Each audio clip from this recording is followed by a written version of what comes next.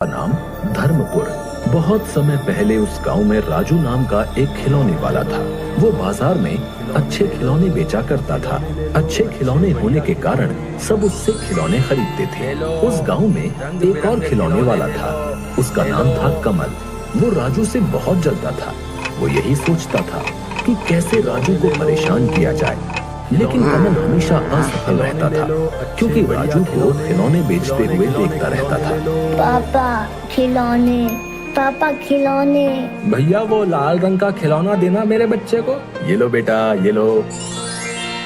मुझे वो नीले रंग की गाड़ी दे दो अंकल। अरे ये क्या, इतनी भीड़ लगाकर खड़े हैं पर फिर भी मुझसे कोई खिलौने खरीदने नहीं आ रहा है। ले लो, ले लो, रंग बिरंगे खिलौने ले लो। मैं खिलौने बेचता हूँ, कबाड़ नहीं। दाम कम, खिलौना अच्छा। एक बार खरीदने के बाद चले सालों साल। अरे ये क्या, बाजार में किसी ने इस तरफ मुड़कर भी नहीं देखा। लगता है सबके सब बहरे हो गए हैं। लगता है कुछ ना कुछ गड़बड़ है। राजू के पास ही जाकर देखता हूँ, वहीं पर ज्यादा बच्चे हैं। अरे क्या हुआ कमल भाई, तुम यहाँ क्यों आ गए? असल में वहाँ बच्चे नहीं आ रहे हैं। तुम्हारे यहाँ तो बच्चे भीड़ लगाकर खिलौने ले रहे हैं, इसलिए सोचा इधर ही कुछ शुभ है। अरे कमल भाई, ऐसा कुछ नहीं है। असल में बात ये है कि लोग पैसा देकर अच्छा सामान खरीदते हैं। तुम भी अच्छे खिलौने दो तो बच्चे भी तुम्हारे पास भीड़ लगाकर खिलौने खरीदेंगे। हाँ बेटा, तुम्हें कौन सा खिलौना चाहिए? अंकल वो हरा वाला। देखो कमल भाई, मैं सबको अच्छे खिलौने ही बेचता हूँ। हाँ, लेकिन मुझे थोड़ा कम लाभ होता है। लेकिन ज्यादा लाभ के चक्कर में कहीं कुछ भी ना मिले तो फिर।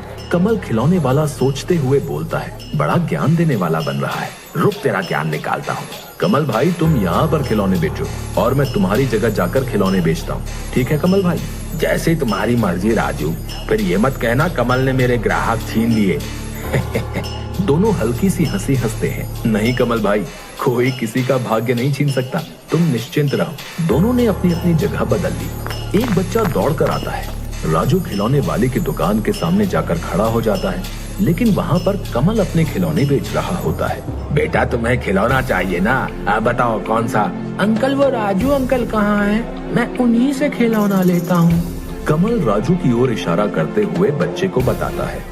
बच्चा दौड़कर राजू के पास जाता है। अगला दिन चिंता में घूमते हुए राजू खिलौने वाले के घर जाता है। तभी वो देखता है कि राजू अपने खिलौने बेचने के लिए तैयार कर रहा है। और तभी राजू खिलौने वाला किसी काम से बाहर जाता है और कमल चुपके से उसके घर में घुस जाता है।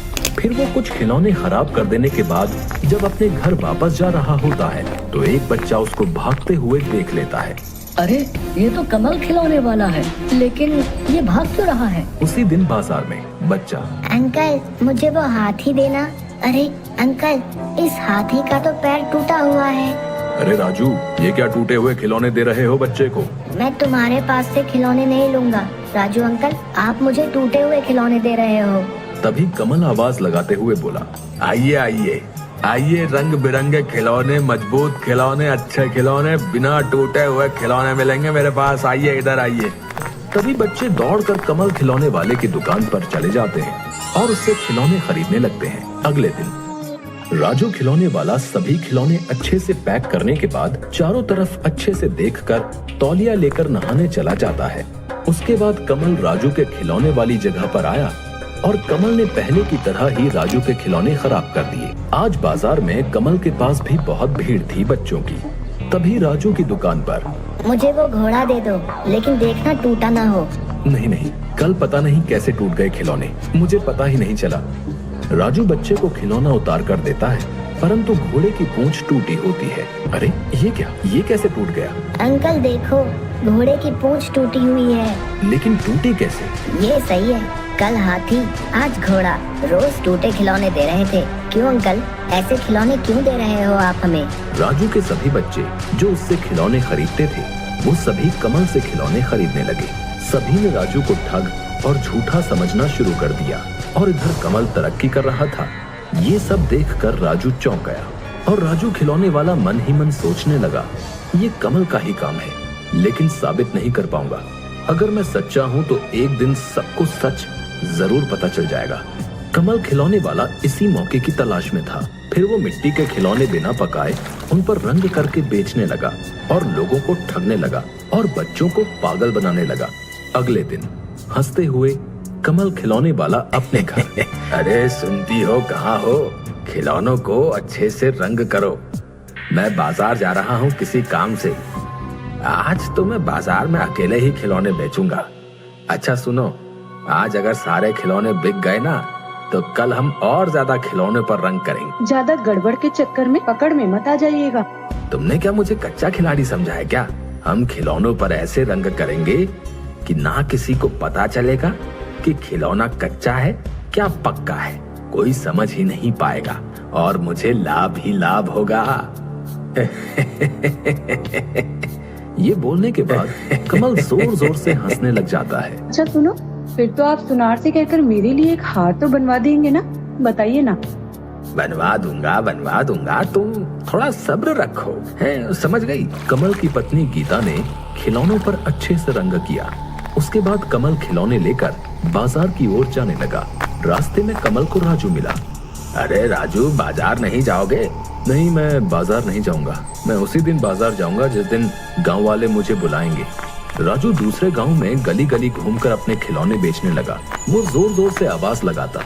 धूप से, गर्मी में उसे बहुत कष्ट होता था, पर इसके अलावा राजू के पास और कोई दूसरा रास्ता नहीं था।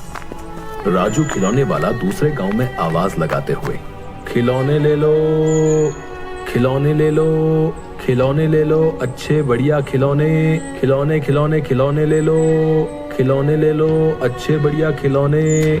कमल रात को घर में लाभ के पैसों का हिसाब कर रहा था और कमल की पत्नी लालची नजरों से देख रही थी।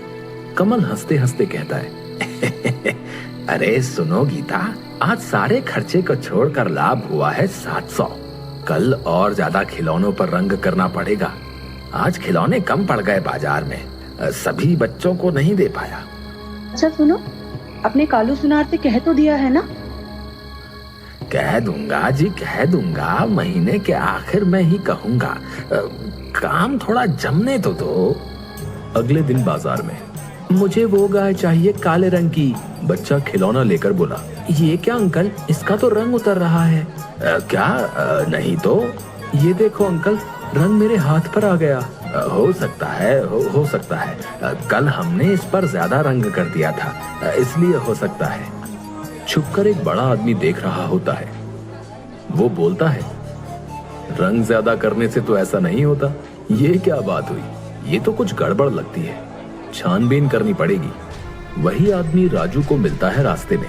क्या राजू भैया, बाजार में नहीं बेचते अब खिलौने? नहीं भाई, पता नहीं क्या से क्या हुआ, कुछ भी समझ नहीं पाया। मैंने सब अच्छे तरीके से खिलौने तैयार किए, लेकिन जब बाजार में जाकर बच्चे को दिए तो कुछ खिलौने टूटे हुए निकले। फिर दूसरे दिन भी ऐसा ही हुआ। राजू भैया, मुझे जरा शक हो रहा है, बताऊं कि ना बताऊं? नहीं नहीं, अभी नहीं बताऊंगा। पहले सबूत जुटा लूं, उसके बाद बताऊंगा। सच्चाई की जीत होती है और बुरे लोगों की होती है हार। अगले दिन कमल के घर पर वो आदमी कमल की खिड़की के बाहर सब कुछ देख रहा होता है। यह लीजिए कच्चे खिलौने, और कितने अच्छे खिलौने चाहिए? अरे सुनो, आज बहुत सारे बच्चे होंगे, सबको खिलौने देने होंगे। रंग तो कम है, आज रंग में पानी मिलाते हैं। आदमी मन ही मन, अच्छा रुको बच्चों रुको, तुम्हें अभी मजा चखाता हूँ। आदमी चिल्लाने लगता है, अरे कोई है? अरे सबके सब कहाँ गए? अरे कोई है? अरे सब कहाँ हो? देखो कमल भाई क्या कर रहे हैं, देखो देखो। इतने दिनों से तुम लोगों ने कच्ची मिट्टी खरीदी है और पक्की मिट्टी का भाव दिया है। देखो देखो कमल भाई क्या कर रहे हैं। कमल और कमल की पत्नी पंचायत में सिर झुका के खड़े हैं। जिन लोगों ने कमल से खिलौने खरीदे थे वो भी खड़े हैं। पंचायत में आदमी बोलता है, कमल भाई ने राजू भाई के खिलौने खराब किए, क्योंकि उस आदमी ने कमल को राजू के घर से भागते हुए देखा था।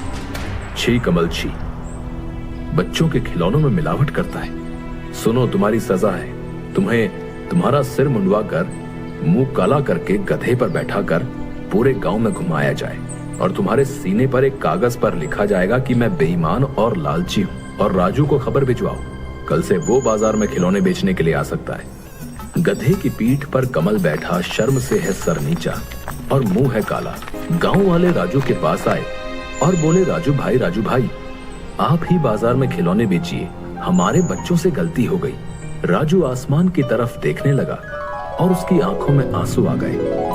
गांव वालों की नजर में अब वो चोर नहीं रहा। गांव के सभी लोगों ने राजू से माफी मांगी और अपनी भूल स्वीकार की। अब राजू के चेहरे पर मुस्कान आ गई। जो सच्चा है उसकी विजय जरूर होती है।